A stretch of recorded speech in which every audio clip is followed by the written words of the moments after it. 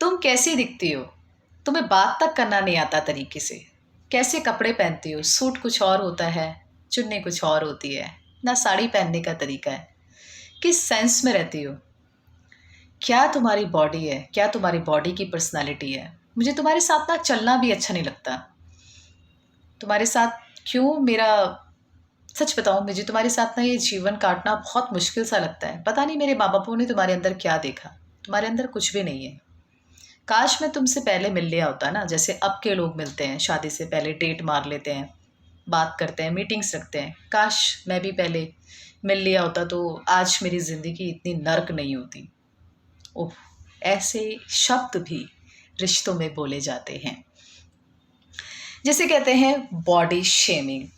आपकी बॉडी की इतनी ज़्यादा कोई बेइज्जती करता है कि आप जीते जी अपने आप को डेड बॉडी समझने लगते हो। आपको वो इंसान ना किसी दानव, किसी राक्षस से कम नहीं लगता। इसीलिए जब हम काउंसलिंग के सेशन करते हैं तो सब्जेक्ट की हर बात को बहुत तोल मोल कर समझा जाता है कि आखिर उसका दुख किससे रिलेटेड है। बहुत ही बुरा लगता है उस केस में जब कोई सब्जेक्ट अपने आप को अकेला महसूस करता है जबकि वो शादीशुदा होता है।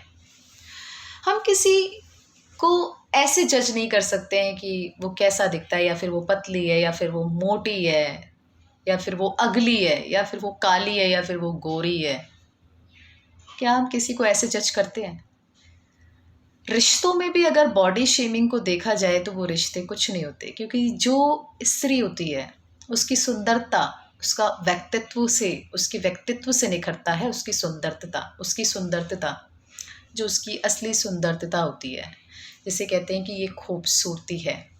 कभी कभी आपने देखा होगा कि कोई जो स्त्री होती है वो मेकअप तक नहीं करती है, कुछ भी सिंपल सा साधारण सा वस्त्र पहन लेती है और उस कितनी सुंदर लगती है वो।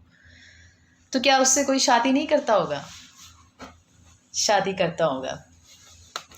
इसीलिए कहते हैं ना कि शादी उसी से करो जो आपको प्यार करे, जो आपको पसंद करे, ना कि आपके पैसे को, आपकी पर्सनालिटी को, आपके नाम को, आपके रुतबे को, या फिर आपके घर बार को। शादी उसी से करो जो आपको चाहे, ना कि आपके इन सब चीज़ों को। और तभी कहते हैं ना कि हम किसी के पीछे पड़ पड़ के ज़बरदस्ती शादी नहीं कर सकते, क्योंकि भुगतना अल्टीमेटली आपको ही पड़ेगा। वो बंदा आपको कभी भी तवज्जो नहीं देगा। बहुत ही अच्छा केस था ये, जिस केस में सब्जेक्ट सच में बहुत परेशान थी।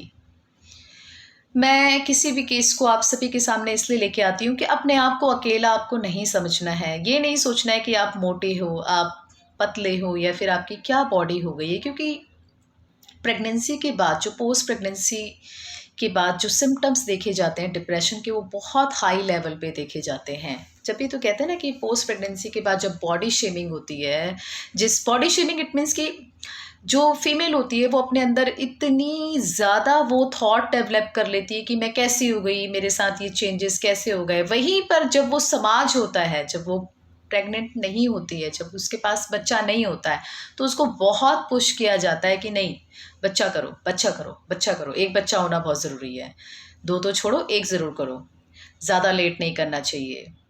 उसके बाद क्या होता है, जब बच्चा हो जाता है उसके बाद उसको क्यों इतना डीमोटिवेट किया जाता है, उसको क्यों इतना हरासमेंट किया जाता है कि देखो तुम्हारी बॉडी कैसे हो गई है, तुम पहले कितनी सुंदर थी, अब तुम कैसी हो गई हो, क्या तुम्हारे अंदर ये चीज़ें डेवलप हो गई है, मैंने तो कभी सोचा भी नहीं था कि तुम्हारे साथ ये सब हो जाएगा। उसके साथ रहना चलना इतना किसी को खराब लगता है। मैं तभी कहती हूँ कि देखिए, खुद के लिए सोचिए, आपको किसी को भी ना अपने लिए सोचना चाहिए। सेलिब्रिटीज़ फिट रहती हैं, स्लिम ट्रिम रहती हैं, तो वो अपनी बॉडी पे काम भी बहुत करती हैं। आजकल की जो हम फीमेल हैं, हमारी लाइफ स्टाइल ही इतने सारे काम वाले होते हैं, हमारे लिए अपने लिए टाइम निकालना बहुत मुश्किल हो जाता है। उस केसेस में अगर हमें थोड़ा सा भी आराम मिल जाता है, या फिर एक जगह मिल जाती है आरामदायक, तो हम सोचते हैं कि यार अब बैठ जाते हैं या फिर सो जाते हैं। हमारे लिए ना वही एक बॉडी को एनर्जाइज करने के लिए एक तरीका होता है। तो मत सोचिए कि आप पतले हैं, मोटे हैं, या फिर आपके शरीर में क्या ऐसा बदलाव हो गया है कि आपका पार्टनर आपको नेग्लेक्ट कर रहा है, आपको वो नहीं समझता है, या फिर जब देखो आपको कुछ ना कुछ टोंट मारता रहता है, बोलता रहता है कि तुम ऐसी हो, तुम ऐसी हो। कोई बात नहीं, आप उसको बिल्कुल फ्री छोड़ दीजिए। अगर उसको अकेले रहना अच्छा लगता है, उसको अकेले अपने टाइम को स्पेंड करना अच्छा लगता है, उसको दूसरों में खुशी मिलती है, तो उसको वहीं पर ही खुश रहना चाहिए। आप अपने तरीके से अपनी लाइफ को एंजॉय कीजिए। आप जैसे अच्छा लगता है आप वो काम करिए। कोई आपको बाउंड नहीं कर सकता किसी भी चीज़ के लिए। ये आपकी खुद की आज़ादी है, उसको वैसे ही जिए। ज़िंदगी बहुत कुछ कर सकती है जब हम खुद करना चाहते हैं। हमारी सोच हमें बहुत बदल सकती है। प्रेगनेंसी के बाद जो ये सारे सिम्पटम्स देखे जाते हैं सच में एक्सेप्टेबल हैं उन माँओं के लिए जो किसी नई ज़िंदगी को जन्म देती हैं, अपनी कोख में 9 महीने किसी को रखती हैं। बहुत ही सल्यूट वाला काम होता है ये। ज़िंदगी बदल जाती है।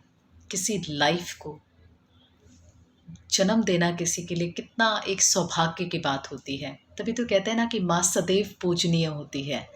हम सभी ने भगवानों को नहीं देखा है। अगर हमने धरती में देखा है, माँ के रूप में भगवान ही है, पिता के रूप में भगवान ही है। तो जब धरती में साक्षात भगवान है और जब आप भगवान बनते हो तो कितना बड़ा बदलाव है। कैसे कोई आपको ऐसे बोल सकता है कि तुम कुछ नहीं हो? तुम सब कुछ हो। हे नारी, तुम सब कुछ हो। तुम्हारे जैसा कोई व्यक्तित्व मिल जाए तो मैं समझूं कि कुछ बात है। तो बहुत अच्छा लगता है जब कोई आपसे अपनी प्रॉब्लम को शेयर करता है। तो ज़रूर आगे बढ़िए, अपनी फीलिंग्स को शेयर कीजिए, अपने अंदर उन बातों को दबा के मत रखिए।